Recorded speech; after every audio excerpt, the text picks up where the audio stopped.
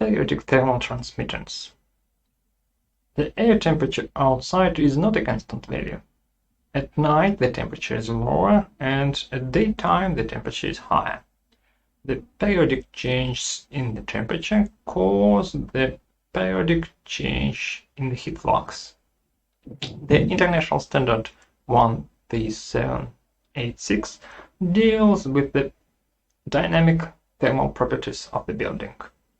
In this example, I'm going to simulate a simple uniform concrete wall.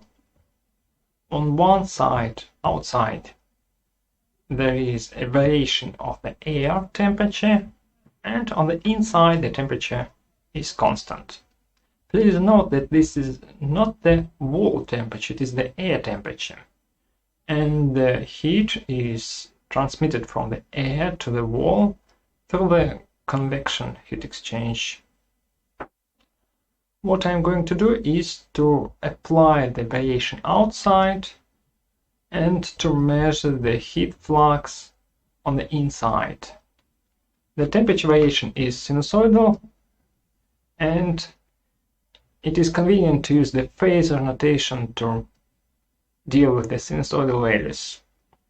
This notation is familiar to the electrical engineers, but you may note that the temperature magnitude is unity, so we will try to avoid the complex math and do it in a simple way. Okay, let's start QuickField now. In QuickField, I create a new problem. Wall. Next. Problem type is transient heat transfer. I'm going to simulate only a single cross-section, so the model class is two-dimensional plane parallel. Then you need some millimeters. Next. Here I should specify the integration time.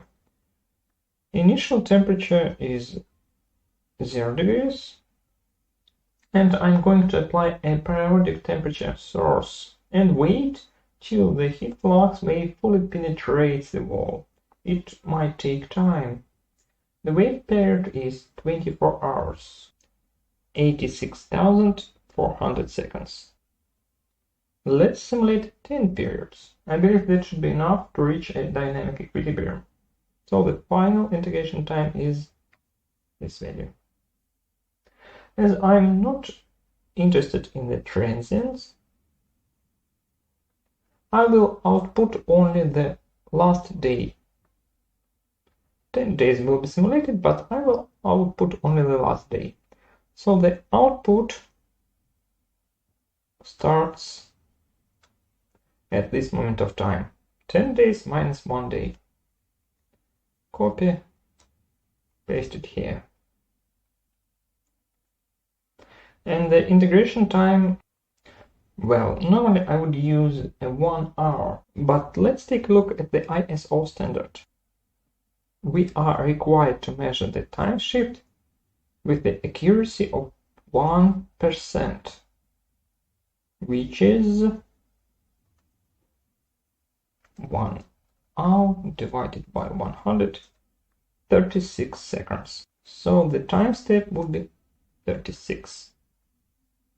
Finish.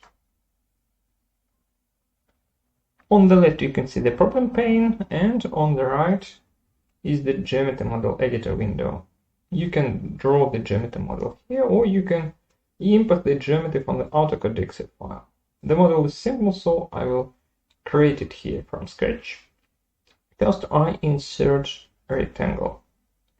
The wall thickness is 200 millimeters, and I will simulate a small piece of the wall with the height of 50 millimeters.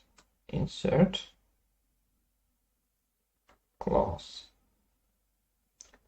zoom to fit. This is the Geometer model.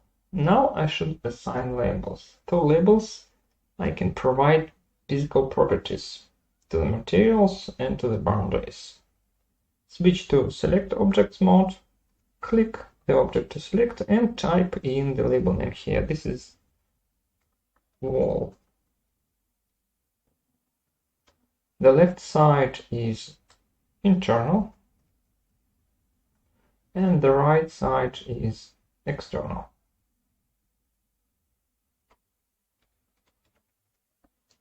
And these edges are cutaway boundary. To select multiple objects at the same time, hold the Ctrl button pressed. Okay, that's all for labels. Now let's provide physical properties for these labels. Double-click the label name in the tree. I will copy the values from the ISO standard. 1.8 for thermal conductivity, 2400 for the density, and 1000 for the specific heat capacity. Okay, at the internal side the temperature is 0 degrees. In fact, the convection boundary conditions should be specified. The air temperature is 0 degrees and the convection coefficient is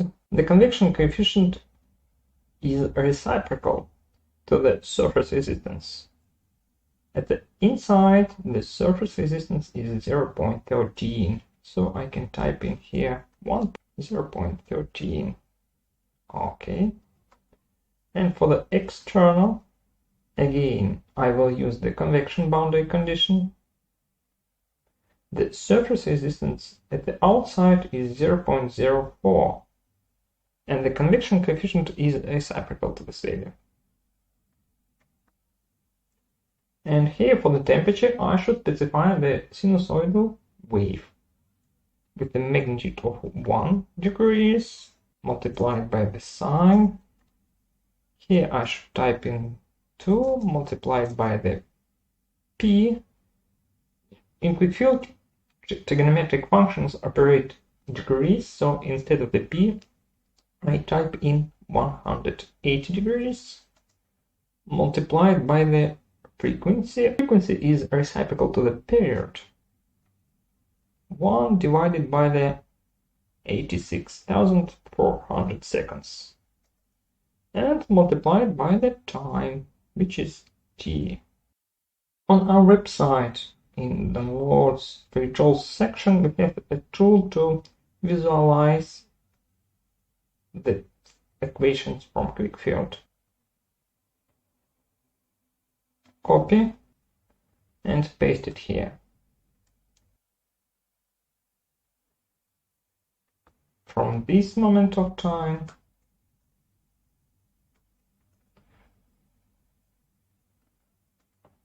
till 864,000, this moment of time. Now let's display the chart. I forgot to type in the multiply sign here.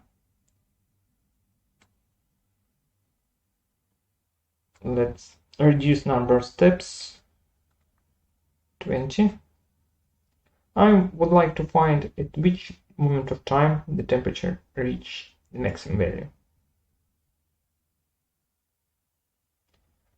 Let's again reduce to 12.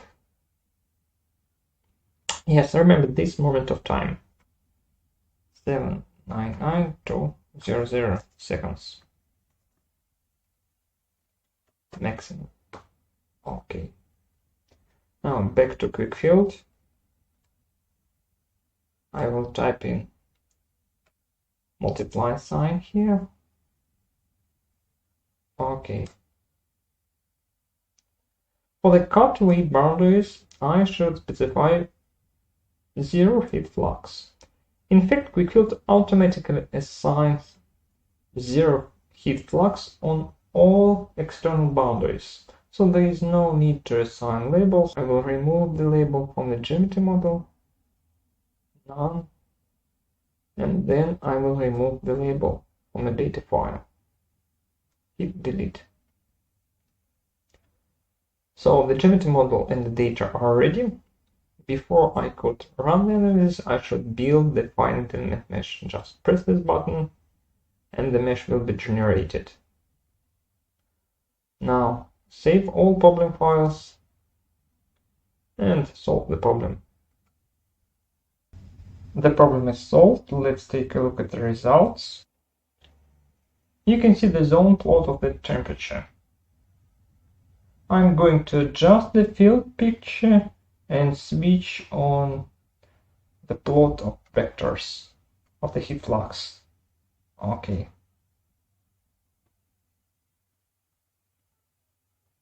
Remember, we have a transient problem and periodic air temperature outside. So this picture should change if I change the time. You can start cyclic time change using the animation button.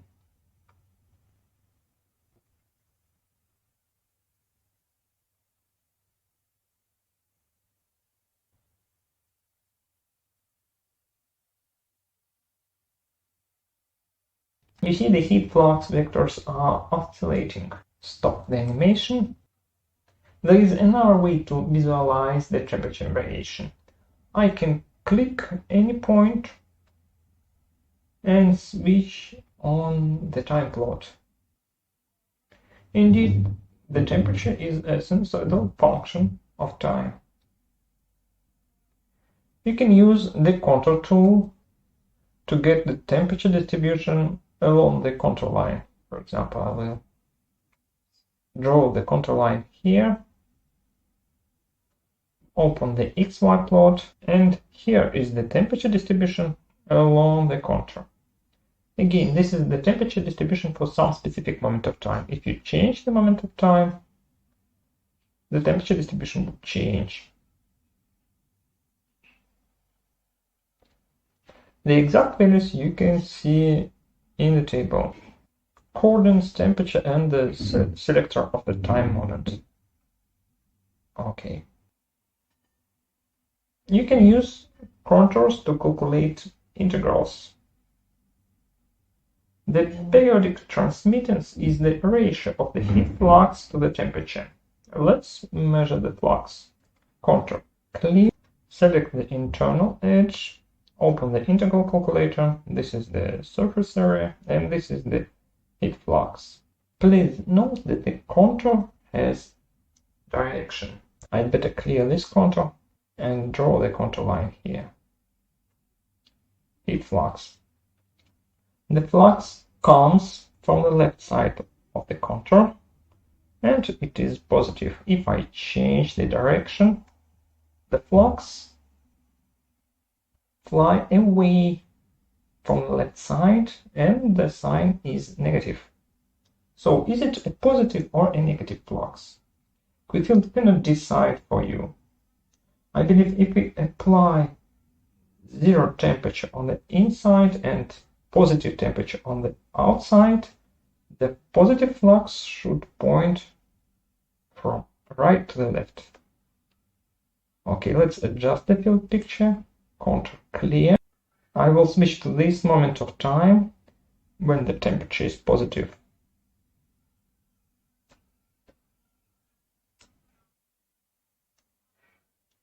Here it is. Now on the external side the temperature is positive, +1 degrees, and on the left side the temperature is 0. And this is the positive direction of the heat flux. Let's adjust the field picture and switch on the column above the temperature. Minimum is -1, maximum is +1. Okay.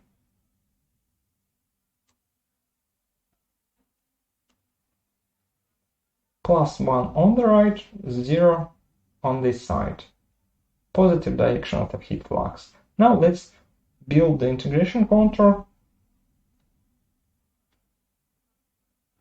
and choose the direction of the integration contour so that the heat flux would be positive. Okay, this is the correct direction. And we will use this direction to measure the heat flux on this side and on that side. Well, back to our task. Our task is to calculate periodic transmittance, which is the ratio of the heat flux inside to the temperature variation on the outside. So I should build the integration contour here. Contour clear, The contour should point from top to bottom. Contour change direction. So this is the heat flux. Okay, this is heat flux calculated for some specific moment of time. Let's switch on the time plot. Here it is. You see the heat flux reaches its maximum value at this moment of time. I need to know the exact values, so I will switch to the timetable. Okay, let's scroll down.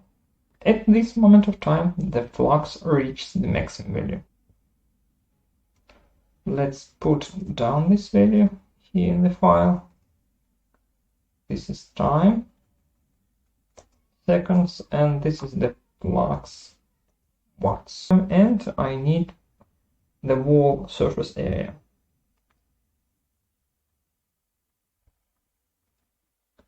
This value. That is 0.005 meters squared.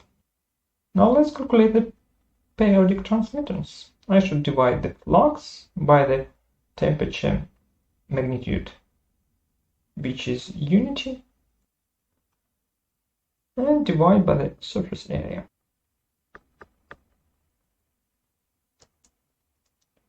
Copy this here, divided by the 0.05 and divided by the temperature magnitude. This is the thermal transmittance magnitude, watts per meter squared per Kelvin.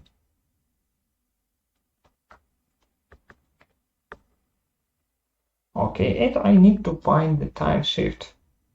You see the temperature reaches its maximum at this moment of time, but the flux reaches the maximum later. The flux lags the temperature, so the time shift would be negative. To calculate the time shift, I will use this value, the moment of time when the temperature is maximum, minus the moment of time when the flux is maximum.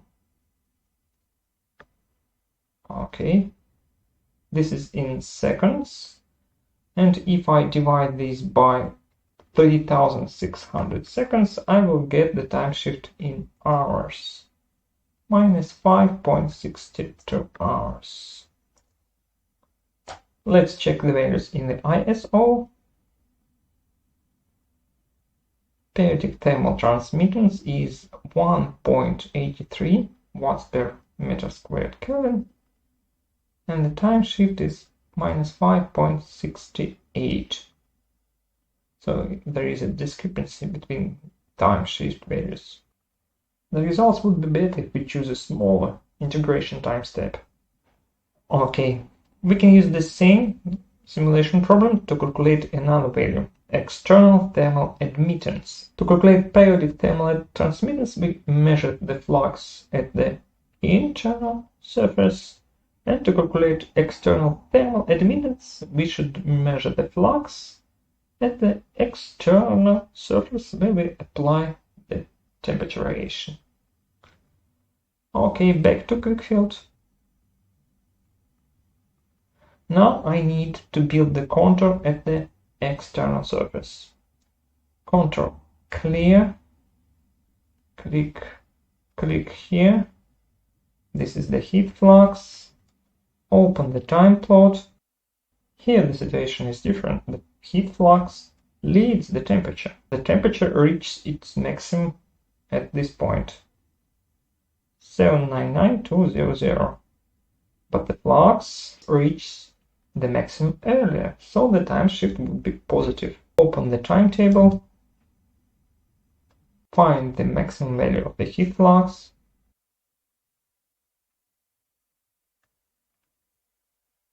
here it is.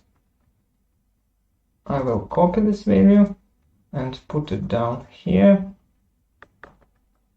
Time,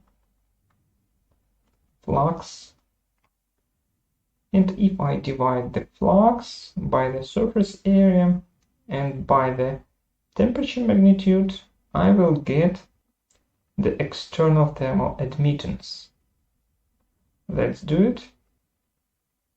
Flux divided by the 0.05 divided by 1. This is the thermal admittance magnitude. 1159 in the ISO.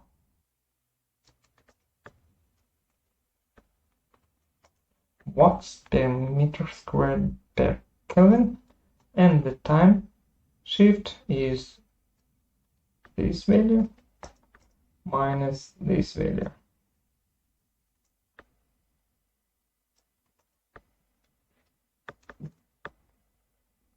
Calculate. This is in seconds, and if I divide this is the difference.